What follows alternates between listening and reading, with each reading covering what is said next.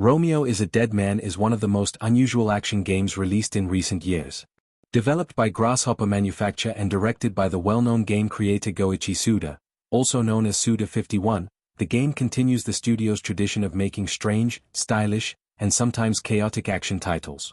Known for games like No More Heroes and Killer 7, Suda51 has built a reputation for experimental storytelling and unconventional design. Romeo Is a Dead Man follows the same philosophy, delivering a game that mixes violent action, bizarre humor, and surreal storytelling into one unpredictable experience. The story begins with the protagonist, Romeo Stargazer, a police officer who is suddenly killed during a strange encounter with a monster.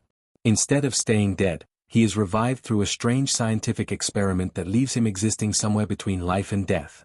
After this transformation, Romeo becomes a special agent working for a time-traveling organization that hunts dangerous criminals across different timelines. This unusual setup creates the foundation for a story that moves across different locations, time periods, and strange dimensions. The game's narrative quickly becomes complicated and surreal. As Romeo travels through different timelines, he encounters enemies connected to mysterious cosmic events and strange versions of people he once knew. One of the most important elements of the story involves Juliet, Romeo's missing girlfriend, who appears to exist across multiple timelines and identities. This creates a strange emotional conflict where Romeo must fight enemies that may be connected to the person he once loved. The narrative is intentionally confusing and unpredictable, reflecting the chaotic style that Suda51 is known for. Gameplay in Romeo Is a Dead Man focuses on fast-paced action combat.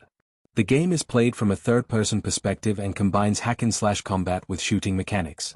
Players use both melee weapons and guns to defeat waves of enemies while moving through different environments. The combat system emphasizes aggressive action, flashy attacks, and large amounts of on-screen chaos. Many battles involve fighting groups of monsters and strange creatures while performing powerful combos and special abilities. The game also features a variety of different mission structures and side activities. In addition to the main combat missions, players can explore optional anomalies that act like mini-dungeons. These areas provide extra rewards and upgrades that help improve the character's abilities. Between missions, players can return to a central spaceship hub where they interact with crew members, participate in strange mini-games, and unlock additional story moments.